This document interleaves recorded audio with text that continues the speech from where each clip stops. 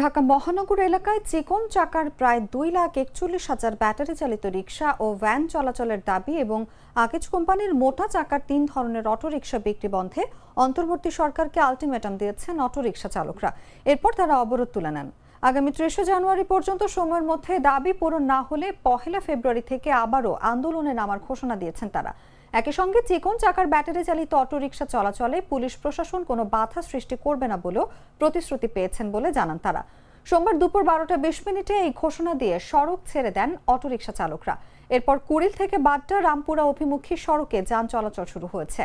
এর আগে Dhaka city corporation এলাকায় বুয়েট উদ্ভাবিত এবং আগিজ গ্রুপ উৎপাদিত মোটা চাকার ব্যাটারি চালিত অটোরিকশা বিক্রি ও চলাচল বন্ধ এবং চিকন চাকার প্রায় 2,41,000 ব্যাটারি চালিত রিকশা ও ভ্যান চলাচলের দাবিতে রাজধানীর বাড্ডায় মানববন্ধনের ডাক দেন রিকশা ও ভ্যান শ্রমিকরা।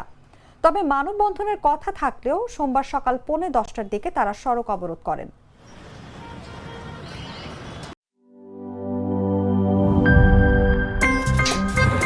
আমার একটা স্মার্ট সিদ্ধান্তে 25% গ্যাসের খরচ কমেছে। ভাবছেন কিভাবে?